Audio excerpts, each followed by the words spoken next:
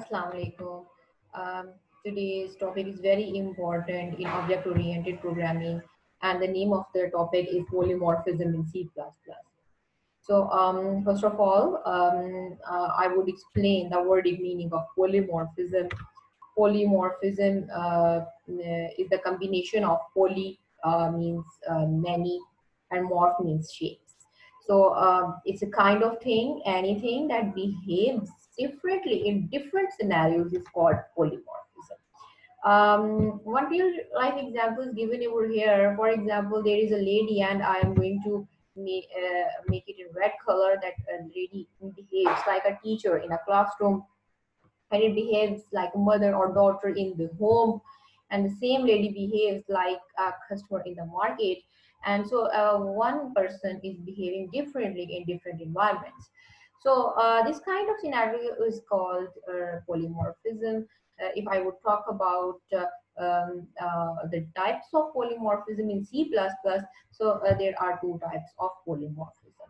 The first one is called compile time polymorphism, and the second one is called runtime polymorphism. So compile time polymorphism is further breakdown into two categories. The first one is called function overloading, and the other one is called operator overloading. I think operator overloading we have already covered, and in today's lecture I will slightly cover the function overloading, and after that I will cover the runtime polymorphism. That is very important, and it is only possible for us to make the runtime polymorphism by using the keyword virtual. So I will explain it, that how you can implement it in your programs. So let's do it practically.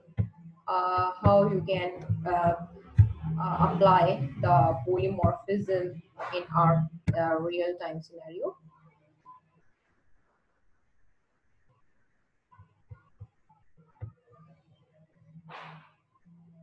Okay, so I have an online compiler, and it is very feasible to using this kind of compilers while doing programming, and I feel very great using these kind of compilers.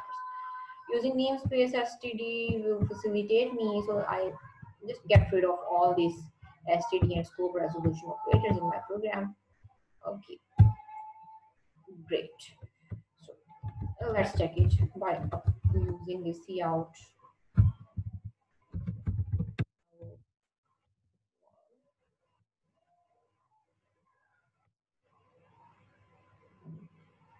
Okay, that's great, it's working.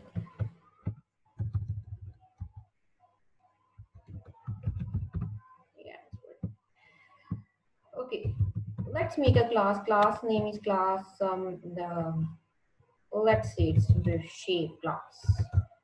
I am going to make a shape class, and I'm going to make a method draw, and I will definitely make it public for, so the return type is white, and sorry for a semicolon over here. Cout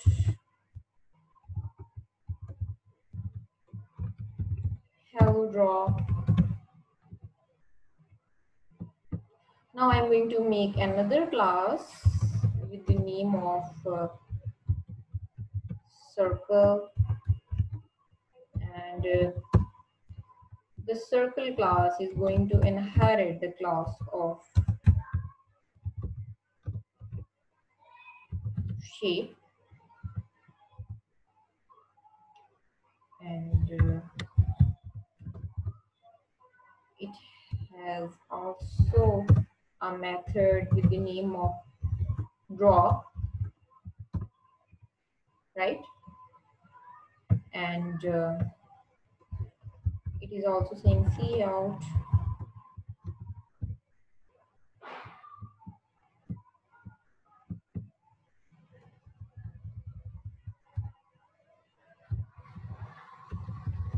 hello circle, hello draw shape.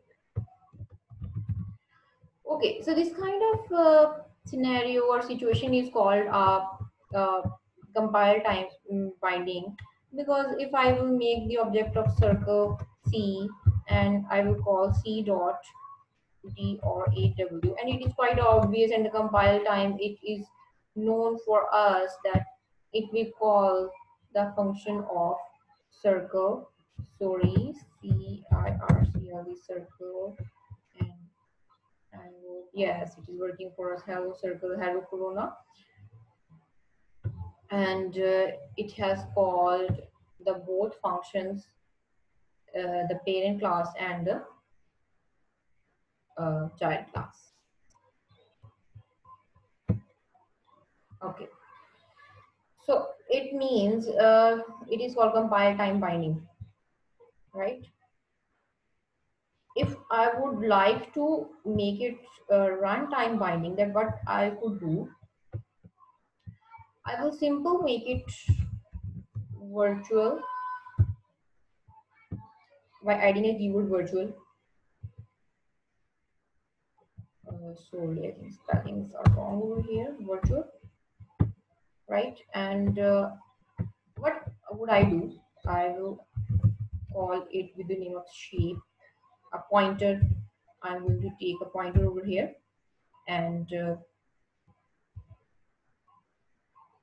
s is equal to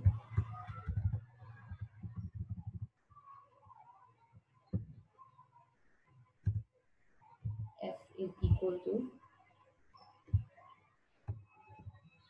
and c, and s will call draw function.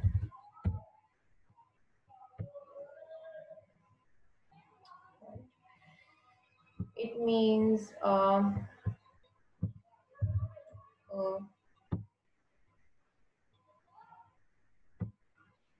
right. So it is hello corona is on this side, so it is confusing us. So let me comment it out.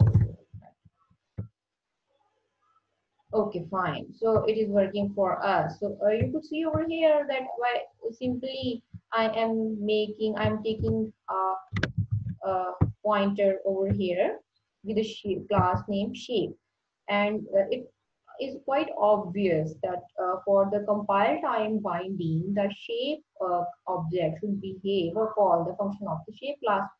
But here it is not behaving like the shape class, because by passing the reference of the object of circle class, now the object as a pointer, the shape is behaving like the class circle.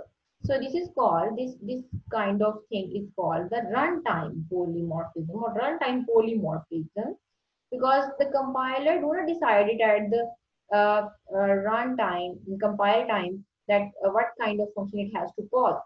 At the runtime, it will decide that what kind of address or reference is passed to the pointer of the class, and accordingly, it will behave and call the functions.